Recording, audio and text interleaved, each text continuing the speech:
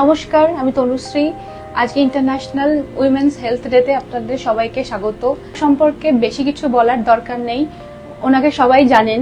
উনি হচ্ছেন আমাদের খুব প্রিয় doctor Arindam Saha, MBBS, MS এবং DGO। উনি শুধু একজন ডাক্তারই নন, মানুষ হিসাবে অনেক মহিলার কাছে ভরসা এবং বিশ্বাসের অন্য একটা জায়গা। স্যার, আপনি কেমন আছেন? ভালো আছেন। এবার আপনি আজকের দিনে একটু উইমেন্স হেলথ সম্পর্কে একটু অ্যাওয়ারনেস, সচেতনতা যাতে বাড়ে, সেটা নিয়ে আপনি কিছু টপিকের উপরে আমাদেরকে আপনি আপনাদের দর্শকদেরকে কিছু সচেতনতা বিষয়ক আলোচনা করুন। যেমন পিরিয়ড, ইরেগুলার পিরিয়ডস, এটা খুব কমন একটা ফ্যাক্টর। ইন্টারন্যাশনাল উইমেন্স হেলথ ডেতে সকল মহিলাদেরকে একটাই বলার যে সকলে ভালো থাকুন, সুস্থ থাকুন। আজকাল আমাদের খুব বড় প্রবলেম হচ্ছে গাইনোকোলজিক্যাল প্রবলেম, এবং খুব ছোটবেলা থেকেই মানে মেনস্ট্রুয়েশন স্টার্ট হয় যে বয়সটাতে, সেই টাইম থেকেই মেয়েদের এই ধরনের সমস্যা, স্কুলে পড়া বাচ্চা মেয়ে থেকে শুরু করে পোস্ট মেনোপজাল মহিলা সকলেরই নানান রকম সমস্যা নিয়ে সকলে আসছেন। ছোটবেলা থেকেই বাবা মায়েদেরকে একটাই কথা বলার যে আপনার যে আজকে ছোট্ট মেয়েটি, সেই একদিন ভবিষ্যতের মহিলা, সেও একদিন মা হবে। সুতরাং প্রথম থেকেই তার হ্যাবিটস এমন তৈরি করে দিন যাতে ভবিষ্যতেও সে কোনো সমস্যায় না পড়ে। সুতরাং এখন খেলাধুলাটা একটা বড় ব্যাপার হয়ে দাঁড়িয়েছে, যেহেতু বাচ্চারা এখন আর অতটা খেলে না, কিন্তু কোনো একটা ফিজিক্যাল অ্যাক্টিভিটিতে তাদেরকে অবশ্যই রাখুন।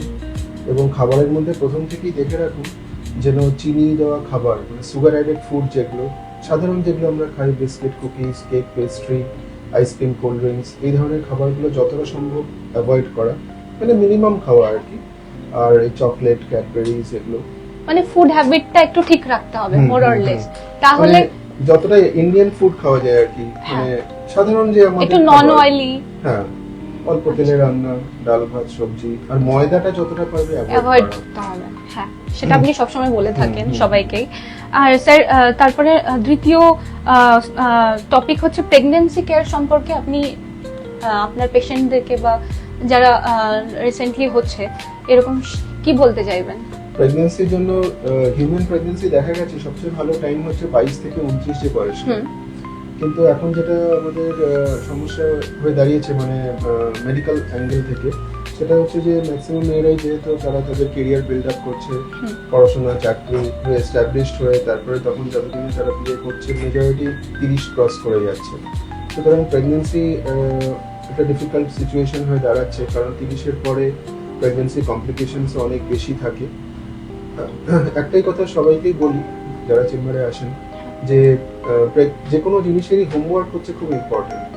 যেরকম ভালো পরীক্ষা দিতে গেলে ভালো বাড়িতে পড়াশোনা করতে হয়, সেরকম প্রেগন্যান্সিটাও এরকম ভাবে টার্গেট ওরিয়েন্টেড করা উচিত যে আগে থেকেই নিজেকে প্রিপেয়ার করা, before you go for pregnancy.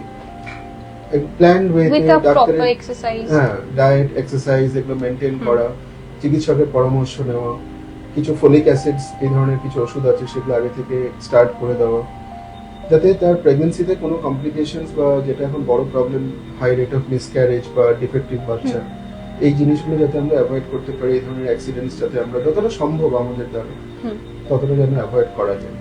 আচ্ছা স্যার, ইনফার্টিলিটি নিয়ে এখনো সমাজে অনেক ভুল ধারণা আছে, সেটা সম্পর্কে আপনি কি বলবেন? ইনফার্টিলিটি কোনো টাবু নয়। ইনফার্টিলিটি একটা সমস্যা। আজকে যে কারণটা বললাম, যেহেতু ছেলেমেয়েরা সকলে একটু দেরিতে বিয়ে করছে বা অনেক স্ট্রেসফুল লাইফ সকলেরই, সুতরাং প্রেগন্যান্সি আসাটা একটা বড় ব্যাপার হয়ে দাঁড়িয়েছে। কিন্তু এটা একটা ট্রিটেবল কন্ডিশন, সঠিক সময়ে তার চিকিৎসা শুরু করা উচিত। যদি দেখেন যে আপনারা 6 মাস অন্তত ট্রাই করেছেন, কোনো সাকসেস হয়নি, অবশ্যই চিকিৎসকের পরামর্শ নিন।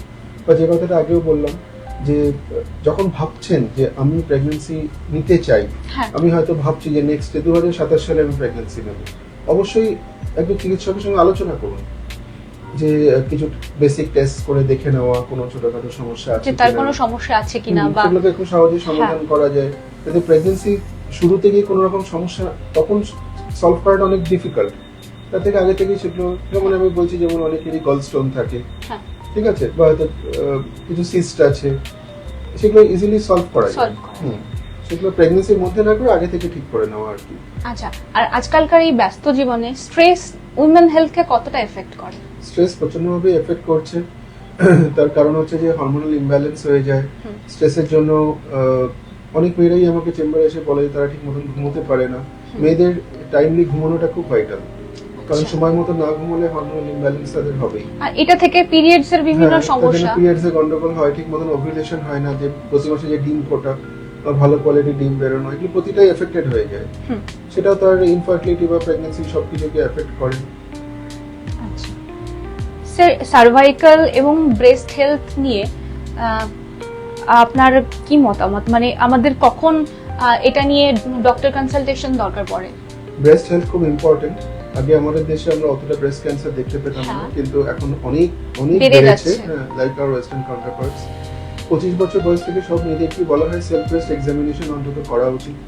এবং যদি কখনো কিছু মনে হয় যে ব্রেস্টে কোনো রকম কোনো লাম্প পাচ্ছি বা কোনো চেঞ্জেস হয়েছে বা কোনো স্কিন চেঞ্জেস বা কিছু ডিসচার্জ হচ্ছে, অবশ্যই চিকিৎসকের পরামর্শ নিন।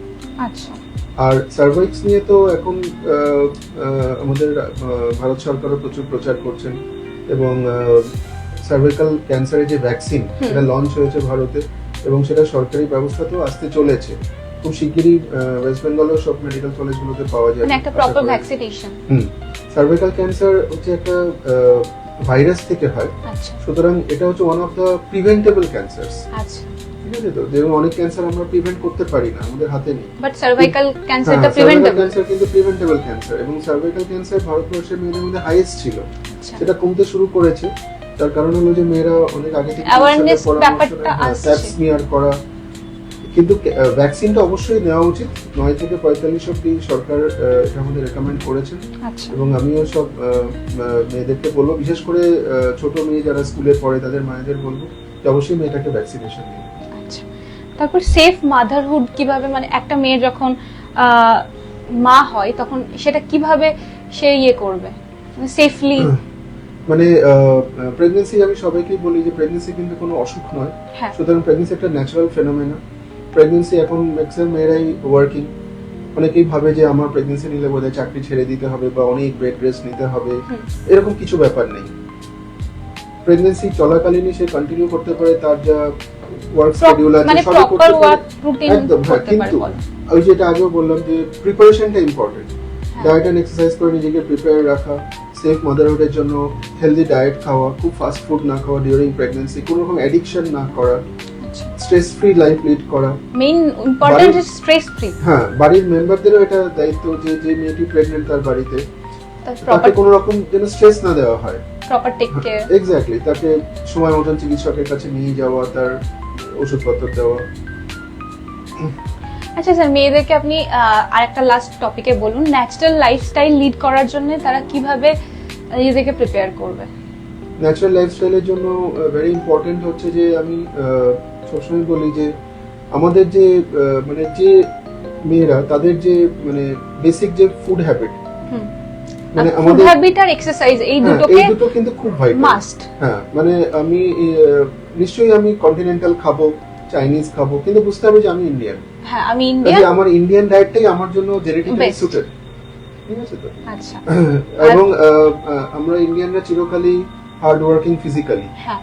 সুতরাং এখন যেহেতু মেয়েরা বেশি পড়াশোনা চাকরি সবই বসে বসে করে, একটা কোনো টাইম কিন্তু রাখা উচিত যখন সে ফিজিক্যাল অ্যাক্টিভিটি কিছু অ্যাক্টিভিটিস করবে, যে কোনো একটা অ্যাক্টিভিটি 15-20 মিনিট হলেও রোজ যেন করে। ডেইলি অ্যাক্টিভিটিটা ইম্পর্টেন্ট, ঘরে এক্সারসাইজ করলেও চলবে। স্যার, আর্লি ডিটেকশন, শেষে একটাই কথা বলবো যে early detection and save life, মানে এটার গুরুত্বটা কতদূর? আর্লি ডিটেকশন অফ সেভ, হ্যাঁ, আর্লি ডিটেকশন সেভ লাইফস, মানে কিভাবে লাইফকে সেভ করে? যেমন দুটো ক্ষেত্রেই বলবো। একটা হচ্ছে হলো যে মানে ক্যান্সারের ক্ষেত্রে, মেয়েদের যে সার্ভাইকাল ক্যান্সার, ওই যে আমি আবারও রিকোয়েস্ট করবো সকলকে যে দয়া করে ভ্যাকসিনেশনটা নিন। এটা কিন্তু পরীক্ষিত ভ্যাকসিন এবং এটা কার্যকরী, এবং এটা ইজিলি অ্যাভেলেবেল ডাক্তারবাবুদের কাছে, এবং এখন সরকারি পরিষেবাতেও এসে যাচ্ছে। সুতরাং এটা অবশ্যই এটা নেওয়া উচিত। এবং প্যাপস্মিয়ার পরীক্ষা, এটা কিন্তু মেয়েদের অন্তত 3 বছর অন্তর করানো উচিত দেখার জন্য। এটা সবার জন্যই? হ্যাঁ, এটা একদম 25-এর উপরে সব মেয়েদেরই করা উচিত। তার কারণ হলো যে যে কোনো আমাদের শরীরে যে কোনো অঙ্গে ক্যান্সার হতে পারে, কিন্তু আর্লি ডিটেকশন করতে পারলে কিন্তু সেটা খুব সহজে, মানে ন্যাচারালি আমাদের লাইফ গুলো সেভ করে। হ্যাঁ, খুব সহজ চিকিৎসায় সে মেয়েটিকে বাঁচানো যেতে পারে, Medication। হ্যাঁ, অনেক ইজিলি। হ্যাঁ, কিন্তু অনেক দেরিতে ডিটেক্টেড হলে, এই মেনোপজের পরেও আমি সবাইকে যেটা বলি যে অবশ্যই মেনোপজ একটা মহিলার জীবনে একটা মেজর ঘটনা। মেনোপজের পরেও কিন্তু অনেক রকম ক্যান্সার গাইনোকোলজিক্যাল অর্গানে হয়, বিশেষ করে ইউট্রাস এবং ওভারিতে। আচ্ছা, অবশ্যই মেনোপজের পরে মানে একটা মেয়ের জীবনে 3টে মেজর গাইনো ঘটনা ঘটে। মেনার্কি মানে সে স্টার্ট অফ পিরিয়ডস, প্রেগন্যান্সি এবং মেনোপজ।